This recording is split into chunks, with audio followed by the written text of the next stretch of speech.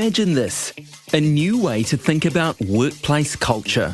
I think organisations expected a human resources department to maybe be the tea and tissues department. The business helping to transform the way we work. My vision is that employees are treated like we treat our customers.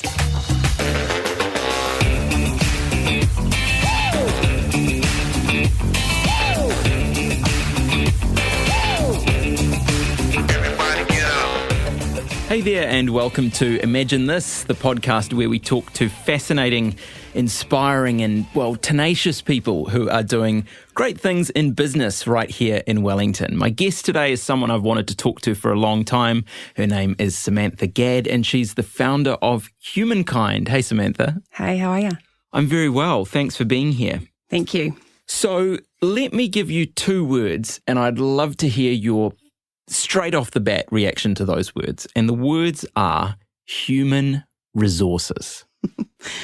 Old school. Old school. How come? When I think about human resources, I think about organisations not really thinking about the experience of their people, but instead trying to protect themselves from evil employees. Why was it like that for so long? I think human resources, that industry gone from, personnel, it's sort of from the Industrial Revolution where workers turned up and did a job and maybe didn't have to think too much, and really employers were just putting rules in place to get stuff done. Workers were treated as just units of labour. Absolutely, yeah. You worked in human resources. What was that like? I think organisations expected a human resources department to maybe be the tea and tissues department or, really to pump out paperwork and do admin. They didn't really understand the power of having people in that space that genuinely wanted to improve the experience of employees. Most people don't want to have contact with human resources, right? Absolutely. It's because human resources are generally pulled in when things go wrong. And so most people's view of human resources is possibly when they've been hired, but also if there's been some sort of dispute or employment problem, that's when HR gets involved. So what's your vision? How do we get beyond human resources? My vision is that employees are treated like we treat our customers. So designing experiences with our employees, we must involve them in that. And ultimately, the organisations that are going to thrive into the future are organisations that understand that creating the best employee experiences leads to creating the best customer experiences, leads to best business outcomes. So you had this dream. How did you bring it to life? Yes, I started a business about 10 years ago. It's called Humankind, and really we started out as an HR consultancy, and as my passion for employee experience has grown, we have transformed into an employee experience consultancy, which really means transforming the way that we work. So tell me more about that. What is employee experience? So when I think about employee experience, it's the combination of the thoughts, the feelings and the interactions that we have at work. So that encompasses so many things, but it's how we relate to the purpose of our organisations, it's the relationships that we have at work, it's our physical workspace, it's the tools and systems we interact with every day. It's all those things and more. So it's much more holistic than having this little HR department who deal with complaints and pay and that kind of stuff. Absolutely. So I think HR often spend time focusing on the key sort of moments in an employee's life cycle, like when they start a new job or when they get a pay rise, whereas employee experience is every single day. It's in the moments that employees are just getting on and doing their jobs. How can we improve that everyday experience to enable them to be better? And what's the impact of that? Huge. So first of all, employees are far happier in their work. They feel like they're being treated like individual, unique humans, and they'll stay longer and work harder. So was this a hard sell to businesses? It's really interesting because having spoken to business leaders for so much of my career about HR and then starting the conversation about employee experience and quite quickly talking to businesses about the impact that EX or employee experience can have on customer experience, no, it hasn't been a hard sell because all of a sudden you've had CEOs and business leaders leaning into that conversation. Whereas if you talk about human resources, you can see the eyes starting to roll back. So what was the model for your business? So in the early days, we helped small and medium organisations with HR and people-related things where they didn't have any internal capability. Over the last few years, that's changed quite dramatically from working with small and really fast growth companies to also working with some of the largest public sector organisations on big projects where they want to put their employees at the centre. And how did you feel about creating your own business?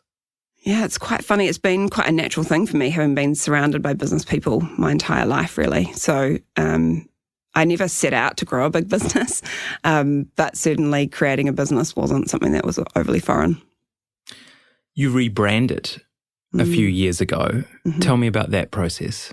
Yeah, so rebranding was one of the most awesome decisions that I made, I think, and also one of the hardest times. We started our life as HR Shop, and for all the reasons we've just discussed, we needed to get HR out of our business name.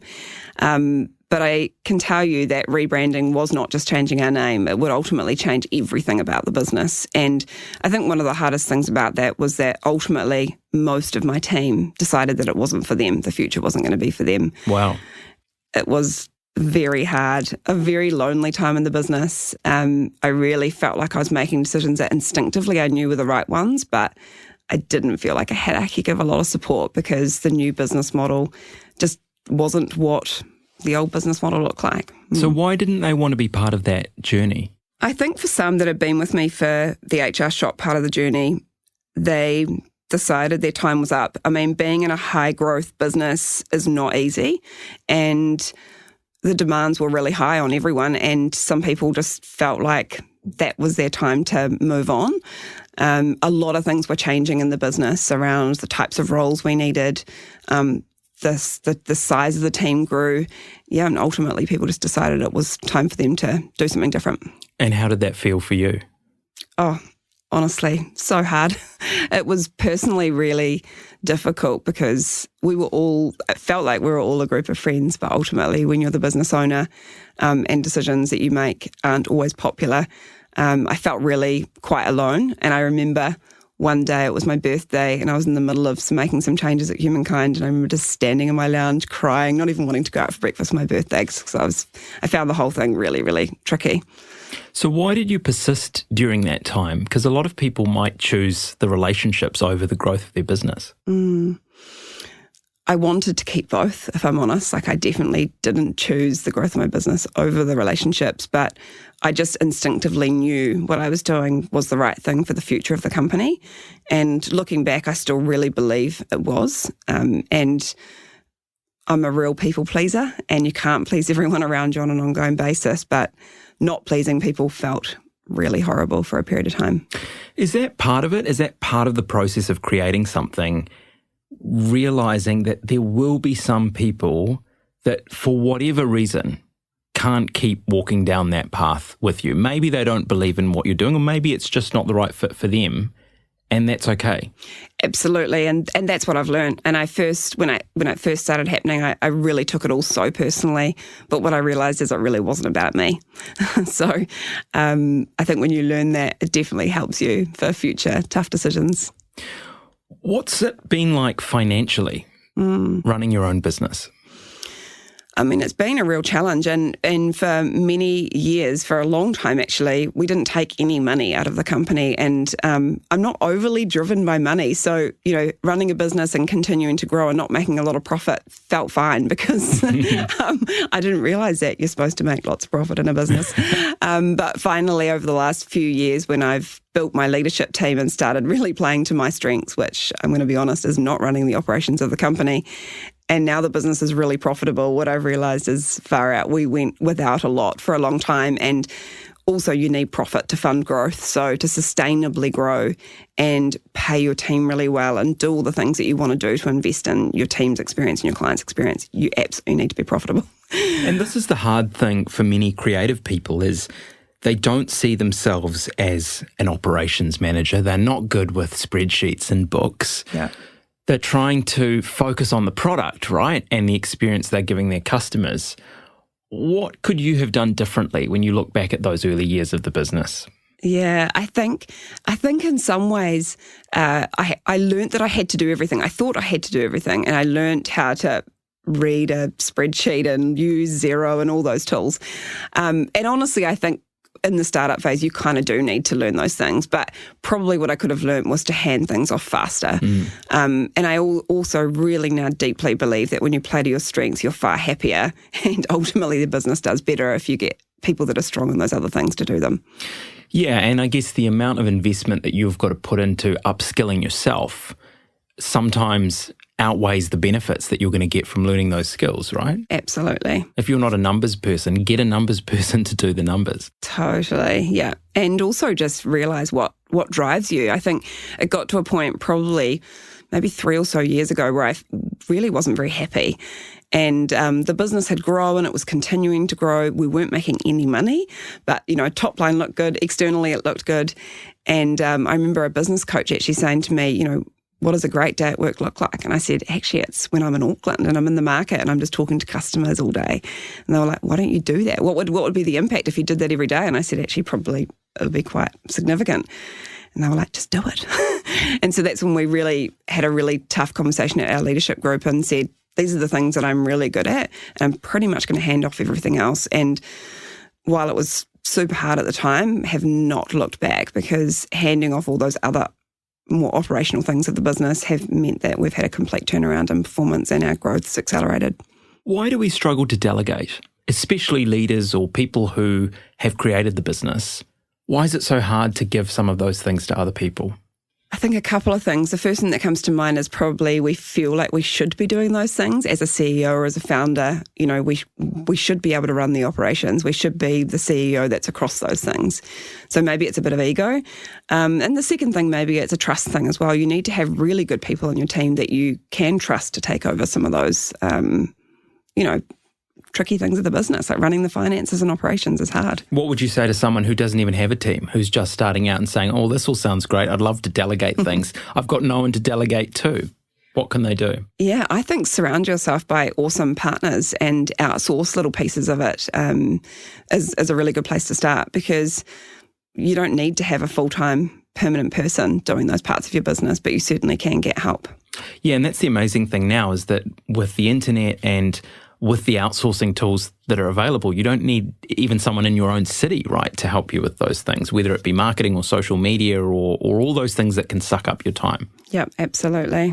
Absolutely. And what about mentorship? Did you have people who were able to help you on the business journey? I think I've had so many mentors, both formally and informally, throughout my business journey. The group that really I credit so much of my learning to, though, are my peers, so other business owners, particularly in Wellington, who, I have a group that we catch up weekly for breakfast, and we share the ups and the downs and what we've learned and new tools and the direction we're heading, and it's really inspiring, but also just so reassuring to know that we're not all making, we're not the only one making a crazy mistake, and it's been really fundamental in my learning. That's great, because a lot of people on the podcast have talked about the importance of having a mentor and having someone who's gone ahead of you and can give you the advice. But it's different when you're sitting down with people who are in the same boat in their own businesses, who don't have that mentor-mentee relationship with you, but can just share what they're dealing with. I think peer-to-peer learning is completely underrated and absolutely fundamental in my journey. So I'm also part of an organisation called EO, which really is just a bunch of entrepreneurs who share our stories. And there's no advice. You're not even allowed to give advice in this group, because no one wants to actually get advice. And as a founder, you don't want to be told what to do. But certainly when you hear other people's stories, you pick the bits that you need to for that time. That requires you to prioritise that, right? Because some people might say, well, I've got so much on my plate. I've got so many things that are really important. Going and having a coffee catch up with someone is at the bottom of that list. What would you say to that? I would say reprioritize. Yeah, I've found that prioritizing my network and my business friendships has been huge in the progress that I've made, particularly in the last few years. What about the people that you've hired? Because, okay, you're an HR expert, you're running an HR or a people experience business. You must have a fantastic team. Everything must go swimmingly, right? I wish I was immune, eh? I wish I was immune from people challenges.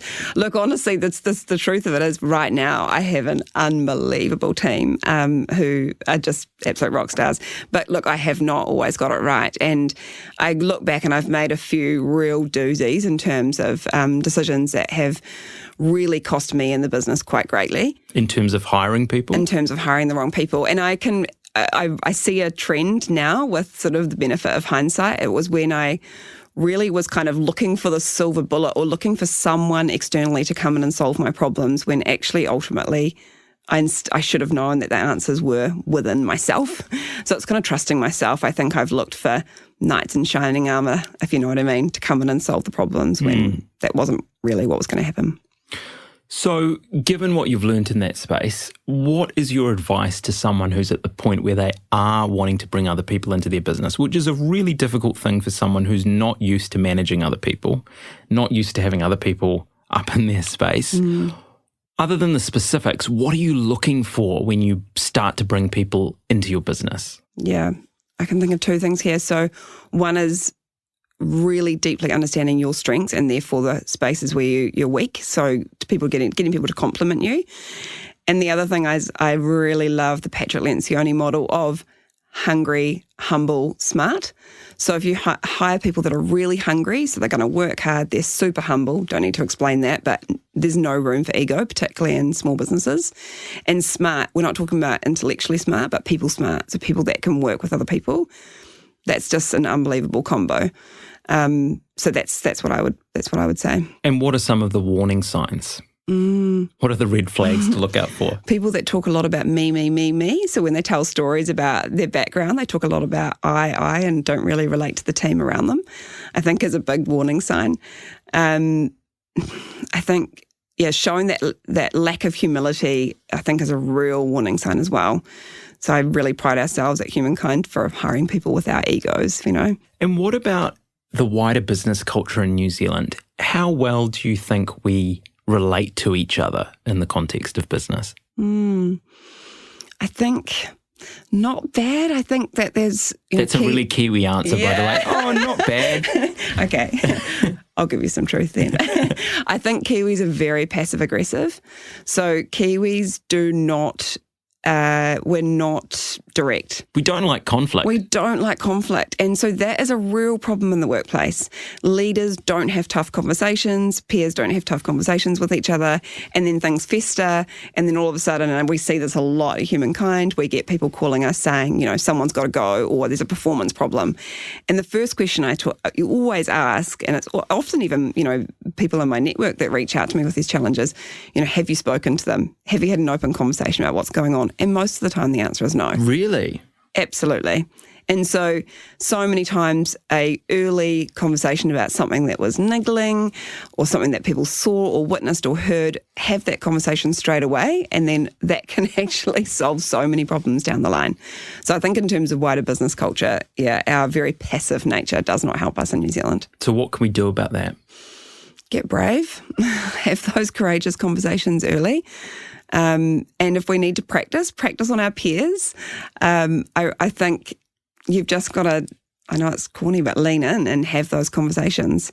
And I think to do that, also showing your own vulnerabilities. That's one thing I'm really keen to talk about as well, because as leaders, if we walk into the room having all the answers, pretending we're perfect, it's not a great way of starting things. We need to be able to show that we also don't know the answers and we're figuring this out. So if I'm giving advice to someone that's having a tricky challenge with an employee, I always say, be really honest about how hard you're going to have having that conversation is. Start with, this is really hard. I'm really nervous about this conversation, but I really want to raise it because it's going to help both of us. There's nothing wrong with that. And it immediately puts the other person in a more comfortable position as well. Some of the things that you're talking about, to a hardened, cynical business person, probably seem trivial, right? These are soft skills. We hear this phrase soft skills all the time. What do you make of that perception? I think the soft skills are the hard skills. People, leaders, having those hard conversations, walking into a room and really trusting employees around them. Show me a leader that does that well and tell me that that's not really tricky. Businesses will not succeed unless they learn those soft skills. And so many businesses don't prioritise investing in those. And I think that's something that New Zealand businesses could do a lot better. And how has business been for you during this chaotic COVID period? It's been pretty crazy. I think what I've realised is that it's a huge burden, I would say, on leaders, because leaders are there to really support their teams through these incredibly uncertain times. And that pressure on leadership has never been so great. And being strong and navigating through such uncertainty, I think, is really heavy for many people. And I think often we're really worried about our employees, but if our businesses have got employees and leaders, we really need to be supporting our leaders as well. And I've seen that firsthand with, the pressure on our leadership team at Humankind has been huge, and they've done a phenomenal job, but they're also knackered. I imagine that your services are more in demand than ever because of COVID.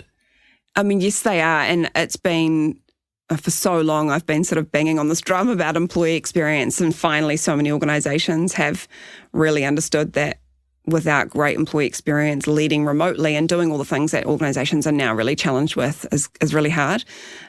Also, in the earlier days of COVID, helping so many organisations make really tough decisions around their workforces and navigating dramatic downturns in business and things was really tricky.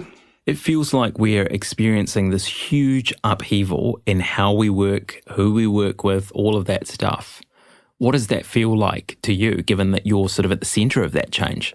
It's been huge. It's been really exciting for us because I feel like we've just sort of been all shoved into the future of work really, really quickly. Yeah. And there's a lot of things that we really genuinely believe in and have done for a long time that now lots of organisations are needing to face. So things like, high trust workplaces. Without having a high trust workplace, how on earth do you truly work flexibly? So there's a lot of trends now, or things that are happening in the workplace now that all organisations are having to deal with that they weren't before. It feels like a really exciting time to create a new business and also a really scary time because of COVID and inflation and all of these other things that we're talking about. What is your advice to someone who is starting out in business? My advice is do it now. Don't wait on the sidelines because it's never going to get easier, I don't think. And I think if you've got an idea or if you've got something that you want to go and do, you will never regret starting earlier, but you may well regret losing another couple of years in a job that you don't love. So go for it. Perfect advice. Hey, thanks so much, Samantha. Thank you so much.